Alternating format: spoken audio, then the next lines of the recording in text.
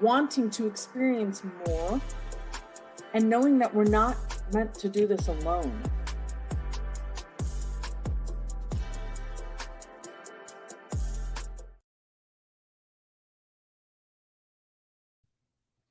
Hello, everyone, and welcome to Chronicles of the High-Powered Female CEO. This is our episode 16, so we're rolling right along. And today we have with us Staci Wallace. Welcome, Staci. Welcome to you. I'm so excited. Welcome to the world, everyone, of real, raw, relevant conversation around high-powered women. Wow, right? That's what we need.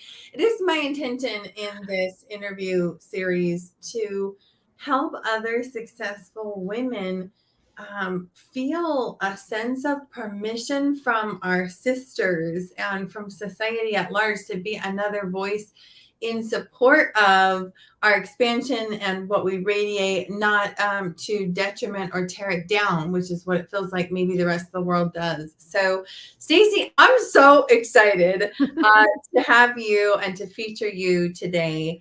Tell us who people typically know you as. Oh, my goodness. Well, my kids know me as Mom. My extended kids that have been in my life know me as G Mama. So I'm a godmama to a bunch of folks. My clients know me as 49% boss lady, 51% missionary. I have been blessed. I'm the CEO of Fueled by Fire, which we have mastermind, mastery, and a complete platinum program where we work with high-powered CEOs, influencers, thought leaders, entrepreneurs who have had success in life scaling 6, 7, 8-figure businesses. And we help them actually identify how to build a purpose-driven, highly profitable life and business that they love without forsaking their peace in the process. So we really help them hone into core values, making sure that their DNA of their corporate infrastructure aligns with those values so that as they move forward, they don't have to forsake their purpose. They don't have to give up the things that matter most. And I've been blessed with my husband. My husband is the COO of Fueled by Fire. We've stepped away from all of our corporate careers. We have built companies from scratch into the hundreds of millions. I've been blessed to work with over 250,000 small business owners. We've raised up sales teams into the hundreds of thousands. And so we have had tremendous success in the business arena of helping startups or businesses scale, often sell or go to exit strategy. And we do it based on what we call our core value principles. And we help other people identify those so that the decisions they make are authentic, which create greater expansion, greater impact, and truly help them build an ecosystem of what we call time expansion, energy expansion with the businesses they collaborate with in the future. Wow, that's amazing. Gosh, 250,000, that's hard to even fathom.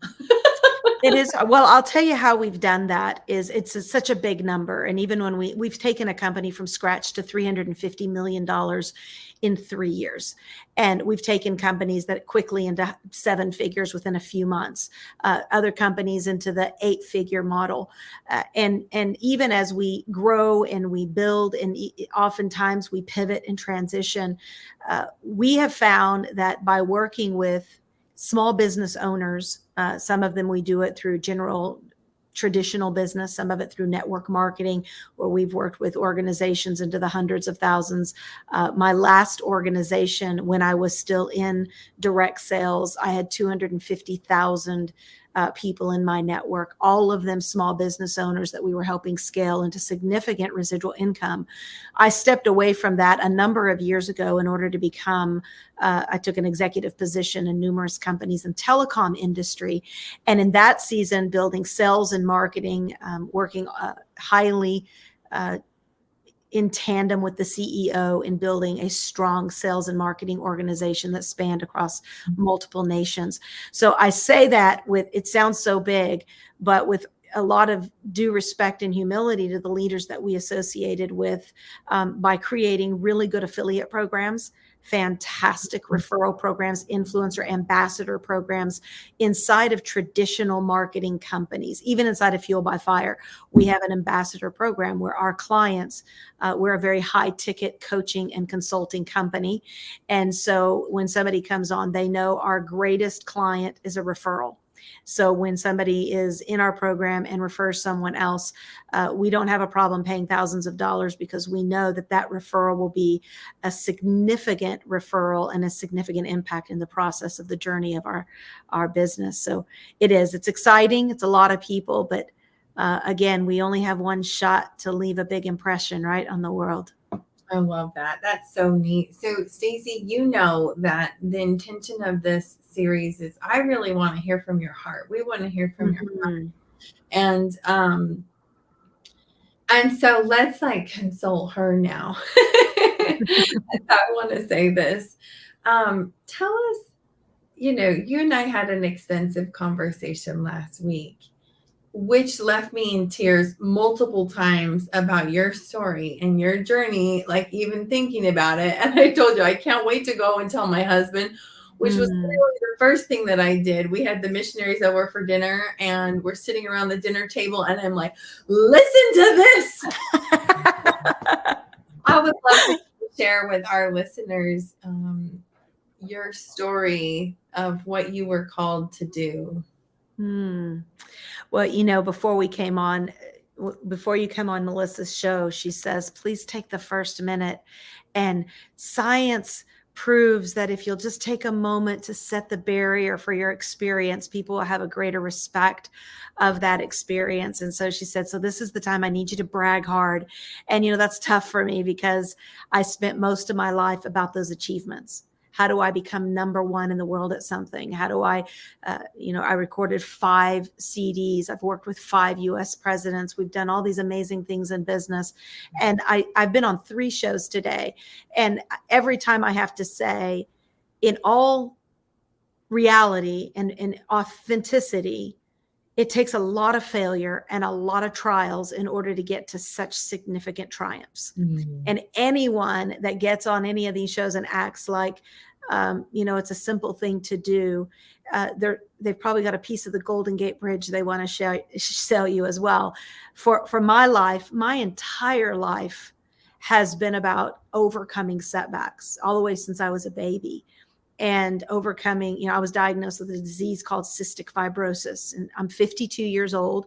And so back then, there were no significant therapies that would help a baby, that you generally died by the time you were 2. So for my parents, that was a death wish. But my parents were parents of faith. They believed that there was an ecosystem bigger than the natural. They believed that there was a God in whom all things are possible. So obviously they loved me. So they went to God and said, we want her to live and not die. We want her voice to proclaim good news to the nations, was exactly what they said. And doctors called it a notable miracle, because I was such a sick baby. I had pneumonia over and over and over again. And then when they diagnosed me, my parents took all out massive action of prayer. And when they prayed together with a group of other people who believed in miracles, my body was totally healed. I never had another sign of pneumonia nor any form of cystic fibrosis. The reason why I share that is it became the precipice. It became the platform, or maybe the landscape canvas of what I believe God has built a remarkable story upon.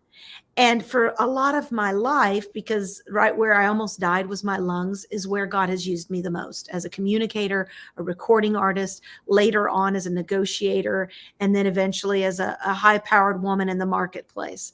But for a lot of my life, because I've been on the stage, because I've been in a performance culture, achieving, going for the impossible, I became addicted to approval.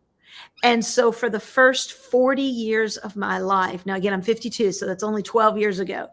First 40 years of my life, I lived to achieve. I lived for the performance or the applause of Atta Girls or rewards or accolades or titles. And if I didn't get them, I was depressed. If I went through a divorce at the age of 21 years old, I fell in love with a rodeo cowboy when I was a country music singer. I was nominated for New Female Vocalist of the Year, and it ended up being abusive, and I was broken. I went through suicidal depression. And again, I felt useless. I felt worthless. And so I searched for approval in what can I do next that will make me feel better about myself. Mhm. And Melissa, I went through majority of my life thinking that applause and performance, money, numbers, commas, income strategies, I thought that that's what made you successful. But at 40, I had an epiphany. And there was a moment of total transformation, transfiguration of my life, where I moved from success into an understanding of a pursuit of significance. And I began to change. That was small. That pivot was small compared to going from success to significance, from significance to legacy. And in order to move into a legacy mindset, although we talk about in all kinds of our conferences and our big events, people talk about build legacy wealth, build legacy income. There's more. I had a transformational experience in 2017 where I felt like God wanted more of me, more of my business acumen, more of my ability to negotiate. He didn't want me to negotiate for selfish gain or for houses or for cars. It was in that season he said, I want you to lay all of that down, give away all of your money, and I'm going to teach you how to tap into abundance where I can pour complete abundance, unlimited wealth and income and lands and cars and houses to you, but it's so that I can get it through you. And that really is what we're defined by today, is how many people can we help? How many moms can we help? How many women can we rescue off the streets? How many lives can we see transformed? And it's amazing when you really are about others, there's no limit to what can come to you and get through you. And I feel like we have to just wait a second now. You just said God asked you to give away everything. So let's go there for a minute. Tell us about that. It sounds so simple because I think even if you would have asked me, I would have said, of course, I'd do anything for God. Who wouldn't? Who wouldn't say, oh yeah, I'd give up my life for someone else. But when God really does that, and the way it came to me is I was at the highest level of peak performance in my life, making more money than I'd ever made, traveling around the world, being given trips all over the world, full, all paid. I mean, I was just living the high life. And I woke up one day, and in my life, I happened to have a lot of dreams. I call that a prophetic gift, ability to see through dreams into the future of future events. And it's happened multiple times where 2 weeks before our house burned down, I saw it burn down. In 2018, I knew that there was going to be a catastrophic event in 2020 that I thought would be an earthquake, but I knew it would be something. So we got, into a place where we were fully sustainable and able to operate in 2020. So this was in 2017. I had a dream, and in the dream, this voice said, will you say yes? Would you say, and it was a song going through my spirit. Would you say yes? Would you sacrifice your life? Would you say yes? Would you have raised the knife? And in my belief system, which is Christianity, there's a story about a father who was asked to raise the knife to his dream, which was his his last born son. And then the final part of the song was, would you say yes? Or will you walk away? Will you say yes to me today? So I had no context for anyone who was at the peak of their career, walking away and giving away all their money. I have context for friends and associates who've lost everything or who've gone through devastation, but not who chose to say yes. And so the only other example was in scripture where the rich young ruler was asked to give away everything and feed the poor, and he said no.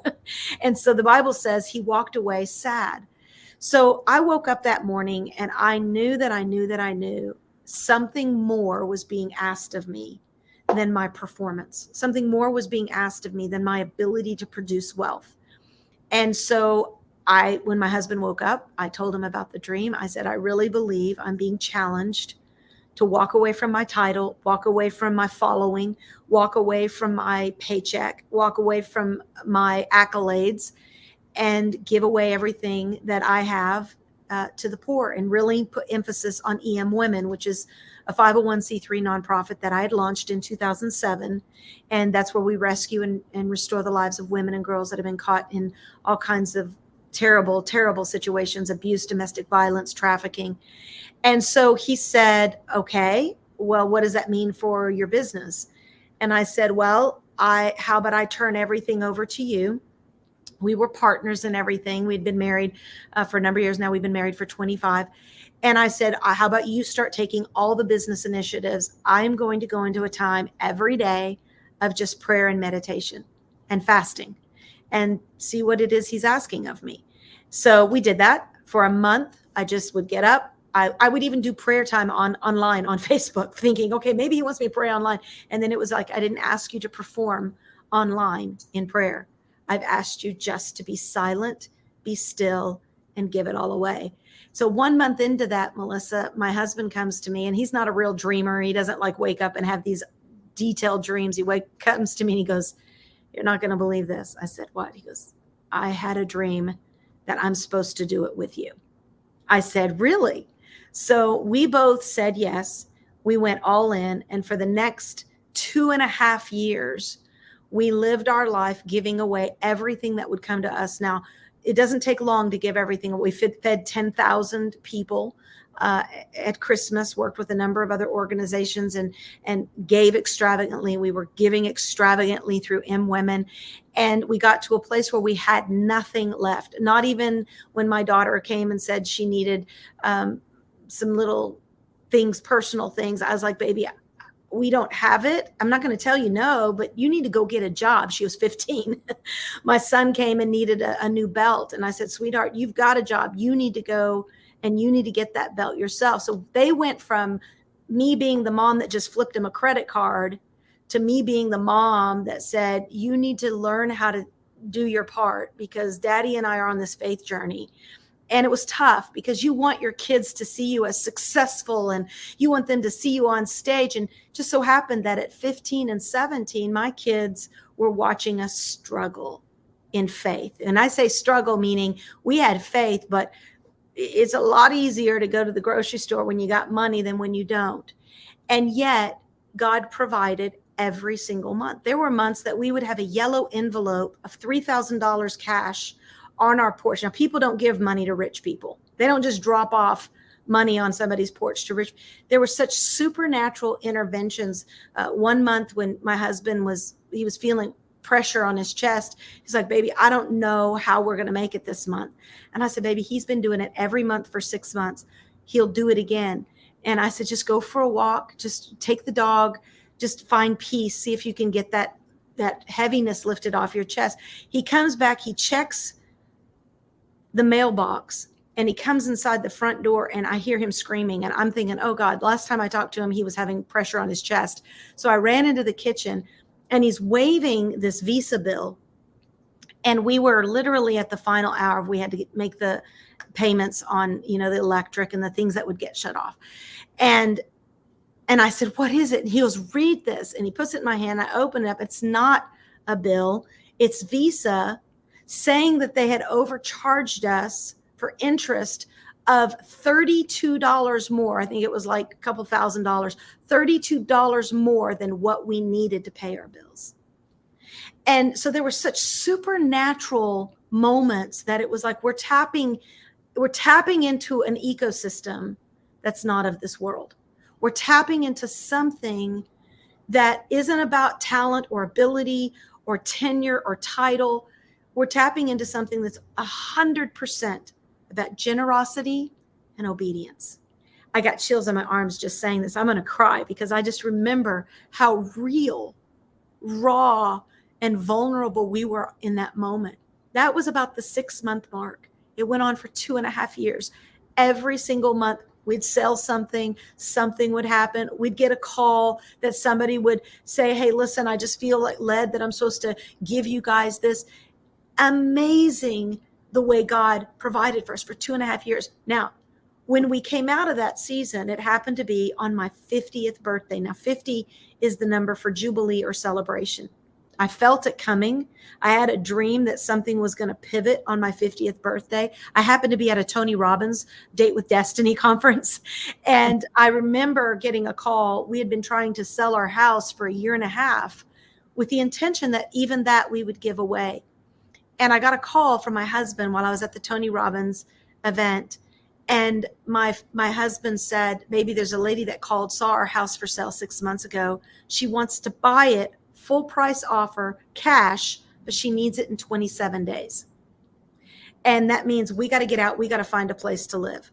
Well, it just so happened that I had had that dream that something was going to happen in 2020. This was December 8th, 2019. And so we did the deal, quickly flipped the house, sold it. And now we don't know where we're going to live, but we had been studying RVs. And so we decided, let's get an RV.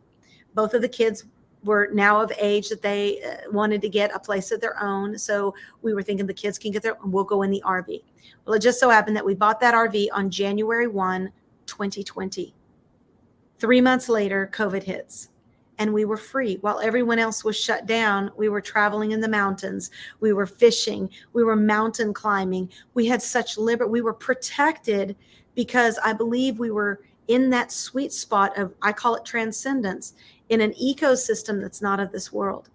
And so we have learned, and we still live this way today. We operate now at the highest level of acumen and business acumen. We work with high paid CEOs and executives and leaders, and even people just starting their business. But we teach them now how to live not of this world, to live outside of the systems. You can still invest, you can still have your kids going to school, but that shouldn't define us. If the stock market crashes, can you still have peace? Can you still have provision? Even if you lose your job, can there be a source of provision that you access, not because of your talent, not because of being at the right place, but because of being in the right relationships? Wow. It's deep, right? Yeah. To go through, and I think this is something I shared with you when you told me a bit of your story. It's like Job, except it wasn't his choice. Like, and I just think, I think about my own life and my own dedication to following every prompting, and how difficult it must have been at each decision point, right? Like, no, we can give that up too. No, we can give that up too. I just like I was fetal so many times where because I would question myself, like, God, did I really hear this? Is this why? Why would God ask this of us when we use, this is my line that I would say, God, why would you? And I remember one night specifically, I was crying. My makeup was on the pillow. And I told my husband, I said, what if I'm crazy? What if right now, when our kids are trying to figure out where they're going to go to school, what kind of car they're going to drive, what if I'm missing it? What if this isn't some divine inspiration? What if I'm just nuts? And I'm leading our family into this crazy experience of suffering, chosen suffering. Like, who does that? And Jesus, but who else does that, right? So I remember being in a place where I was so broken on the inside, and I was like, God, why would you ask this? Like, we are huge givers. Like, we're some of the biggest givers this is me having a conversation with God, right? And it was pitiful. It was very narcissistic of me. I was like, God, why would you ask this? We use our money to advance your kingdom. We use our money to give to the poor. Like, we're helping you. And it was like night and day. I was like hearing, say that again. And I was like, okay, we use our business income to advance kingdom purposes. He said, say it again. We use our money to advance the kingdom. And he said, Staci, doesn't that sound just a little bit narcissistic and egotistical? You think I need your talent? You think I need your money? to do what I'm going to do on this planet, I don't need your money or your talent. I need your yes. I'm not looking for perfect vessels of talent. I'm looking for yielded vessels of honor.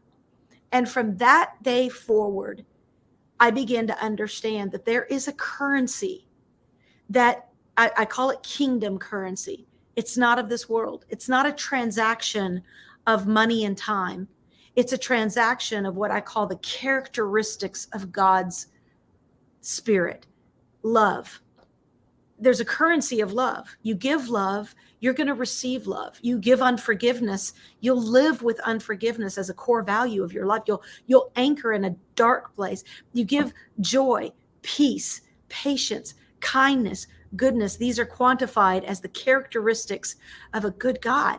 And I began to realize if we operate in that, we call it a transcendent mindset.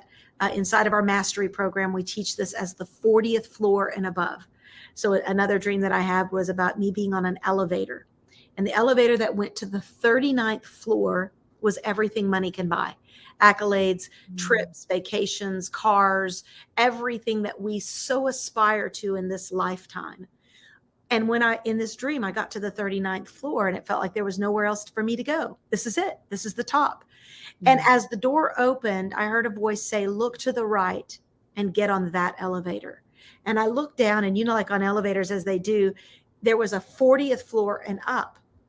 And I walked over, but you had to have an access card to get in this card. And I had this little, almost like a black VIP card that had the name of Jesus on it. So I walked over and I stuck it in the hole and a door opened. And I got on the 40th floor and above. And it was everything that money can't buy. It was so full of light. Like the first tier was yellow and it was love, joy, peace, patience, long suffering. And then the 41st floor was complete oneness with the creator of the universe. It was thinking like he thought, loving like we call it in our faith, the mind of Christ. And to have that, it means you forgive the most atrocious sins of others. You love when you have been stabbed in the back. You walk away from the lawsuit, even though you know you could win. You step away from selfish gain, even though you know it'll bring you great rewards and great success.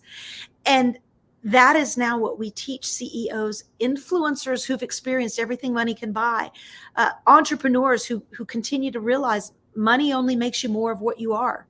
So if it's the biggest accolade in your life is money, wealth, fame, finances, helicopters, then at some point you're going to peak out of that. And you're going to realize there's got to be something beyond success. And I really believe even beyond significance, which is the next tier, is legacy. What is the message of legacy that you're going to leave behind that you know can help create that transcendence for others? As you share all of this, and because I do so much work with women in their partnerships and in their relationships, how like your husband was so supportive and then ultimately also open and receptive to his own revelation. Like, how did you guys make it in your marriage through that difficulty? Because I'm sure part of the security of the marriage too was on the fact of all the success that you had created. When we first met, I was vowed to celibacy in my life because I had gone through this terrible divorce and had this radical transformation. And I wanted to be like Mother Teresa of the 90s. And I was going to sell all my clothes and go live in India and just serve the poor. So this isn't something that was a new thought for me. I had, again, in my bio, it says 49% boss lady, 51% missionary, because I really live with a missionary heart. My grandfather had a Bible college and he sent missionaries all over the four corners of the earth. My father was a businessman, but he built companies and businesses and did really large development developments before he passed away. And he would always make sure 10% of it went to third world countries. And so I grew up inside of this family of generosity, and usually selfless generosity. So even growing up and through my own challenges and having to get past my own ego and my own self and my own narcissism, marrying Larry was a big surprise for me, because I was not going to get married again. I felt like I was set and ready to just do what God wanted me to do around the world. And when I met Larry, it was right after I'd come back from Trinidad. I was speaking over in Trinidad for a really big conference.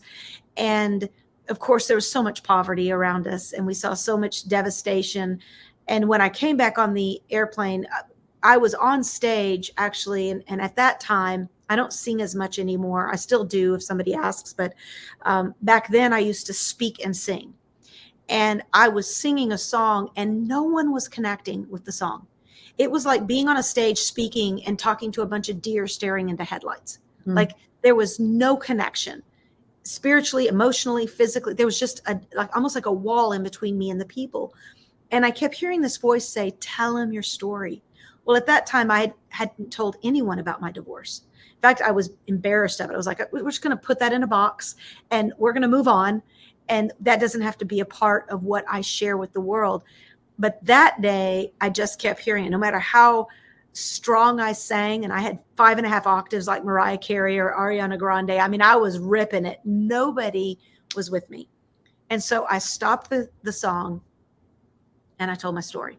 And of course, I cried like a baby through the whole thing because I'd never told it before. It was very raw for me. And that day, I said to people at the end of it, "I don't know where you're at." And I hadn't even ever prayed for anyone. So I had a dad and a grandfather that did that.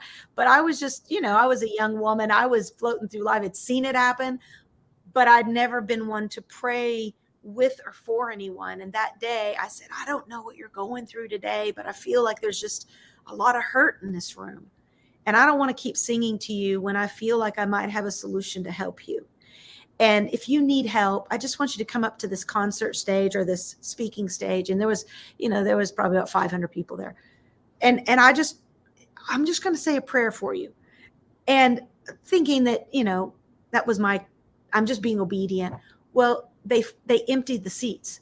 They came to the stage, and now I'm standing there going, "Oh my goodness, what did Billy Graham do when he did this? Like, what was it he said? Like, how do I respond to this moment when life is like drawing everything out of me and saying, 'I want what you've got.' And I'm thinking, I want to give you what I've got, but I don't know how." And so I just said like a little prayer. And when I was done, I heard this little girl wailing, crying, like, "Oh, oh." And so I put the microphone down. I walked over to her and I said, "Hon, are you okay?" And she said, I'm 16 years old and I have been trafficked." It was a word that she didn't use, but we use it today. But she called it raped repeatedly by men that would come to the house, and they would rape her over and over and over since she was a toddler. She said, "I'm 16 years old and my parents are the ones doing it. And I came tonight to hear this message and you sing." And she had a gun. She said, "I was going to go home with this gun and I was going to kill my parents and then kill myself." She said, and she looked right at me, tears running down her face. She said, "But if you can make it, I can make it." And that night we got her the help she needed. But that night my life changed. And I realized that God didn't give me talents and abilities and giftings so that I could make money or sell records. There was a message he was trying to get through me. And it was many years before I figured out how to use that gift and really use it outside of my ego. But I really believe every woman has a story, and every story can change the world. My husband wasn't raised with the same faith or the belief that I had. So he married into this bizarre woman who thinks she hears from God. He was a football player for Texas A&M, but he had this feeling like even when he didn't have a mom or dad that believed in God or believed in scripture, or he was just a guy that just felt like, I need to go to mass. And so as a football player at Texas A&M, he would go to mass every day. So there was this feeling like there's something more I'm supposed to be and do. So your question about our marriage, it was very rocky in the beginning because the train had left the building for me. I was on this path, like I'm going to be pursuing this higher purpose. He was still trying to figure out, what does that even mean?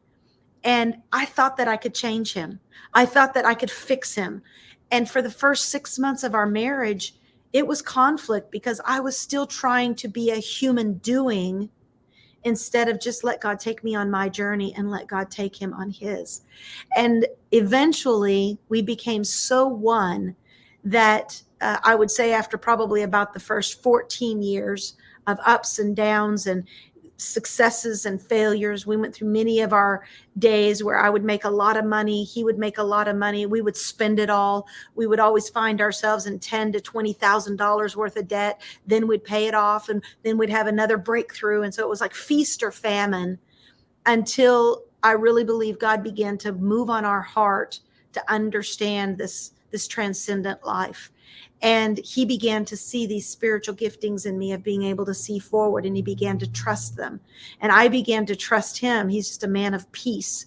He's not a high performer. He's not one who likes to be in front of the camera, although he does now. So we began to learn the yin and the yang of our relationship. We began to learn how God brought us together to do something that really, I just believe it's a masterful thing, that today I trust him with everything. I submit to him as a woman. I'm not afraid of his power, and he's not afraid of my power. Spiritually, romantically, people ask us, how do we have a thriving relationship after 25 years? And knowing that I'm such a high energy, high power woman that I negotiate at very high levels in the boardroom, we seek to understand and not be understood. When we have conflict, we know that's the first thing we say is seek to understand, not be understood. As a woman, I want to be understood, I want to be appreciated, and I want to have the last word. But that's the recipe for failure. The recipe for abundance is seek to understand your partner and not just to have them be understood. Don't have to have the last word. And so if there's a night where I'm going to bed and I'm thinking, man, I wish he'd rub my feet. I really wish he'd rub my feet. My feet hurt. I've been on my feet all day long. I've been cooking. I've been cleaning, been working with the kids. Seek to understand, not be understood. I'll turn, and I know he loves to have his head rubbed. So I'll reach over and I'll just rub his head, and I'll just seek to what could he be feeling right now that he would want of me without him having to ask. And it takes a little time. I'm not going to say that happened overnight. But now there's this flow, even intimacy, with our intimacy, that it's not what can I get, but what can I give? And I know there's a lot of women that I work with who've gone through abuse. This is a totally different conversation. If somebody is using you and abusing you, there's definitely other strategies that we would recommend. We don't want you to be walked on like a doormat. But inside of a relationship that's evolving, there is a place of surrender, where you seek to say, God, how can I do the Jesus in this moment? How can I selflessly give to a place where I can truly see you break through in someone's life? And it's a fine line, especially when you deal with women who have been trafficked and abused and molested, that you teach them how to have their strength, but never give up the power to seek to understand, to forgive quickly, and really choose to see light and see good in the other person, even when there's not such great things being displayed. That's so beautiful. And yeah, I hear because this is my messaging too, is this, because you are so involved in these women who are abused. It's like, what they face, and that the conversation is a little different at that level, and versus someone who's in a life-giving relationship, and the conversation's different at that level too. And I just love it. I love that you use Let me give you an example of a dysfunctional woman that's come through our program, that the same words apply. I think of Christina. So she was homeless when I met her, had been through some major trauma and abuse. She was addicted to the paranormal, so on a high level, and didn't have trust. Her son at 18 years old was killed by a drunk driver.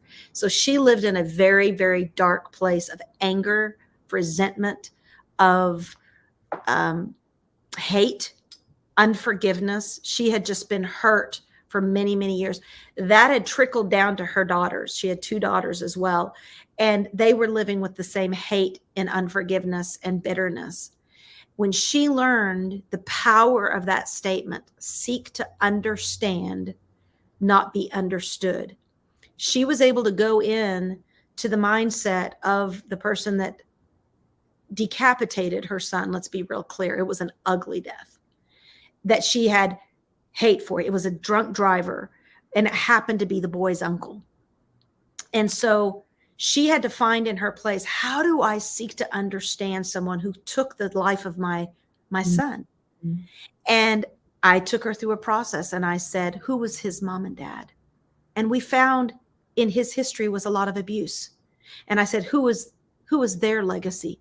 And we just saw this trickle down of darkness that was trickled down. And so here was this man that was drinking and driving, but that this boy loved dearly at 18 years old. They were best friends, but it was his uncle.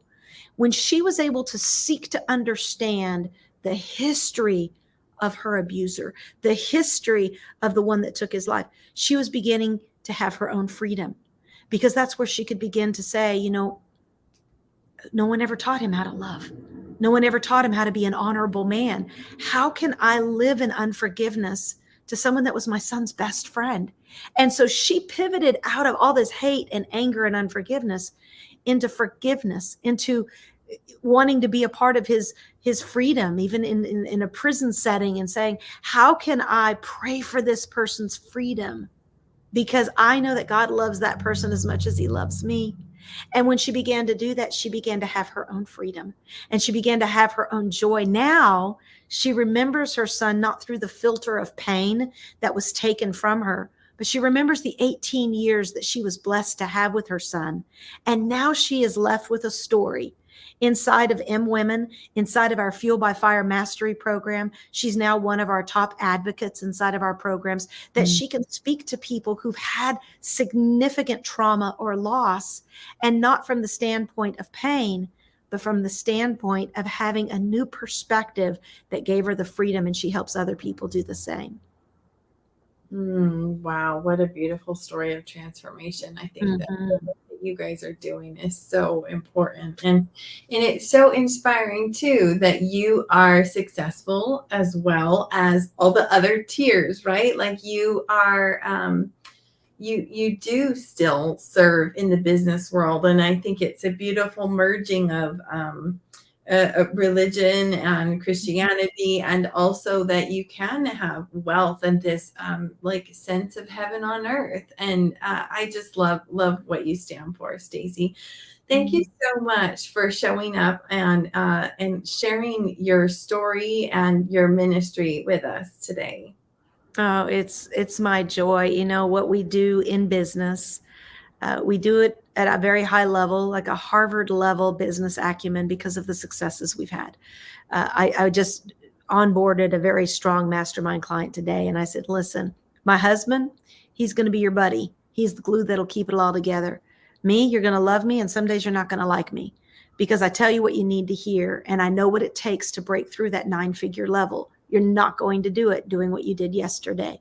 And I believe that's spiritual. I believe that's what God asks of us as well, to let go of the comfort zone and to step into the audacious yes that he would ask of us. And that's why I know some people believe in separation of church and state. I believe that I want to be who I am in business, outside of business, on stage, off stage.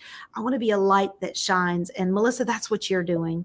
I mean, I love that we have this opportunity to be together today. I know this is episode 16 for you, but I really believe that the episodes that are coming today and forward are your best episodes, and your voice it's going to trigger your best life because of what you're going to be doing, even through your children and through your husband and your relationship, being authentic and open. And it is an honor to be a part of this journey with you. And I cannot wait to see what we do together in the future.